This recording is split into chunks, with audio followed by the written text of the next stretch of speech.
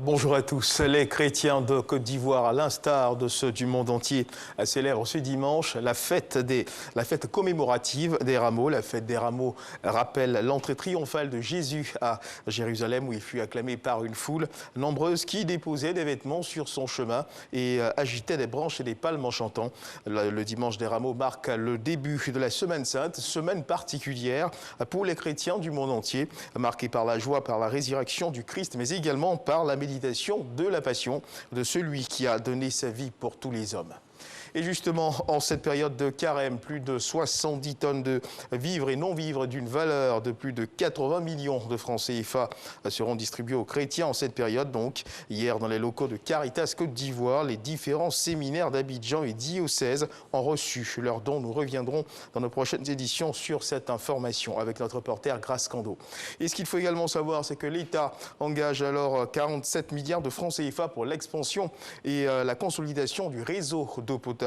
Mais cet effort est fragilisé par la fraude sur le réseau qui entraîne une perte de 59 millions de mètres cubes d'eau, soit un manque à gagner donc de 23 milliards de francs CFA par an. Le ministère de l'Hydraulique passe donc à l'offensive en mettant en mission 180 enquêteurs qui reçoivent donc leur kit de travail des mains du ministre Laurent Gbagba. La cérémonie justement de remise de ces kits s'est déroulée au centre des métiers de l'eau de Yopougon. Le compte rendu de Clément Bocco. Dans plusieurs quartiers d'Abidjan, la quiétude des populations est souvent perturbée par des pénuries d'eau courante. Une situation à laquelle l'État veut apporter une solution avec un plan d'action précis. Le montant global du projet, c'est 47 milliards que le gouvernement a donné au secteur de l'eau pour alimenter ces 155 quartiers, pour le moment, sur près de 200 qui n'ont pas de l'eau, des sous-quartiers. Vous pouvez voir un bon quartier urbanisé, mais il y a des petits quartiers où les gens n'ont pas de l'eau. Et ils sont obligés d'appeler des fraudeurs pour venir piquer sur le réseau dessus et distribuer. Et eux, ils passent chaque jour pour encaisser l'argent. Souvent même, ils impriment des factures SODECI. Pour combattre la fraude sur les réseaux d'adduction en eau potable, 180 enquêteurs sont formés et mis en mission par le ministre de l'Hydraulique. Une aubaine pour ces jeunes qui font leur entrée dans le monde du travail. Nous, à notre niveau, c'est aller sur le terrain, c'est vérifier toutes sortes d'anomalies qu'on peut constater qui empêchent la SODECI de pouvoir récupérer ce qu'elle injecte comme argent et puis signaler ces anomalies, faire aussi de la sensibilisation auprès des personnes pour que ces personnes puissent avoir elles-mêmes leur compteur. Pour le bon déroulement du travail des enquêteurs sur le terrain, le ministre de l'Hydraulique fait une mise en garde. Lorsqu'on trouve quelqu'un sur le terrain qui est en plein pied dans la fraude, que nous l'avons saisi, écoutez, il fera la prison. La règle va s'appliquer. Donc je profite pour lancer un appel à la population, aux parents, que ceux des enfants ou des parents qui sont dans la fraude, dès maintenant, il n'est qu'à leur demander de quitter et de se mettre en règle.